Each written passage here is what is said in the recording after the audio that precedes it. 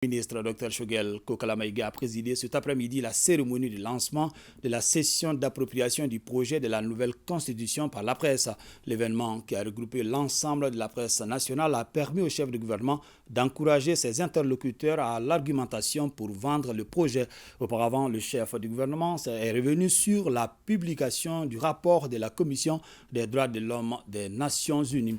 Pour plus de détails, écoutons Dr Choguel Kokala Maïga au micro d'Aloucéline Touré.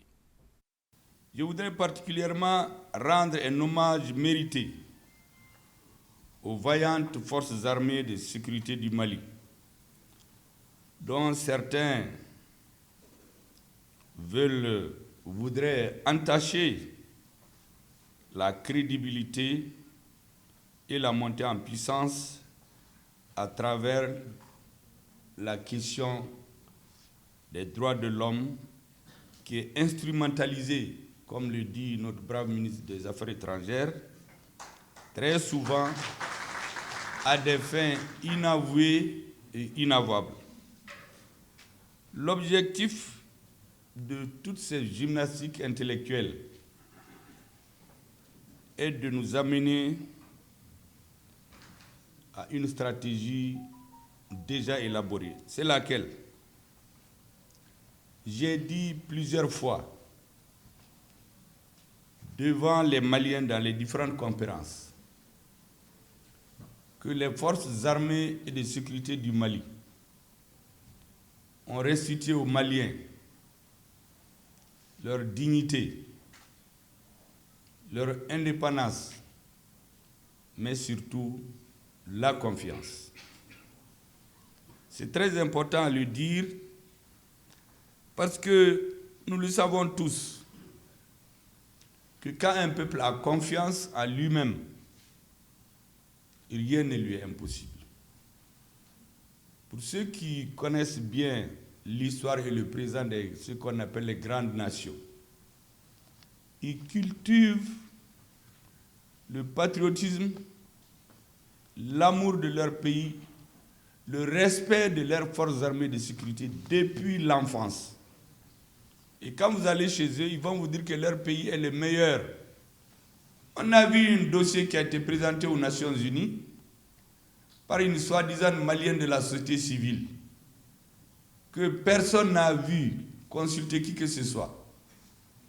Sauf qu'on a découvert que le montage a été fait dans la banlieue de Bamako. On voyait les indicateurs sur l'écran, mais en vidéoconférence, ils l'ont envoyé et ça a servi de discours à certains.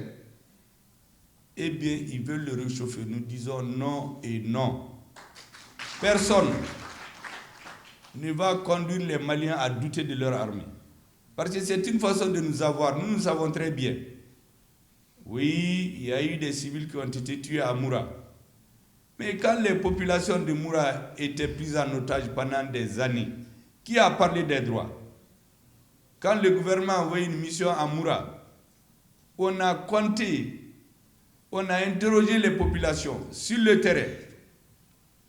On ne peut pas comparer ça à quelqu'un qui vient nous dire qu'il a placé un satellite, qui a filmé je ne sais quoi, qui a interrogé je ne sais qui a été à quel cimetière, et qui vient maintenant, de façon coordonnée, faire tomber le ciel sur la tête des Maliens. Notre tête est suffisamment résistante et nous savons bien lire, nous savons ce qui se cache derrière ça.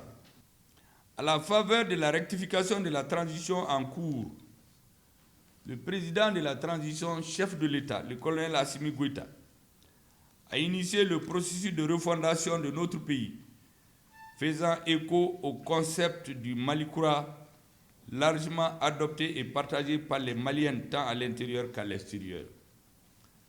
C'est ainsi que se sont tenues en décembre 2021 les assises nationales de la refondation, assorties de recommandations dans tous les secteurs de la vie nationale. Pour traduire ces recommandations dans les faits, le gouvernement de transition a initié plusieurs chantiers, au nombre desquels figure l'élaboration d'une nouvelle constitution. Pour concrétiser cet engagement, le président de la transition, chef de l'État, le colonel Assimi Goïta, a créé une commission de rédaction de la nouvelle constitution, puis une commission de finalisation de la constitution.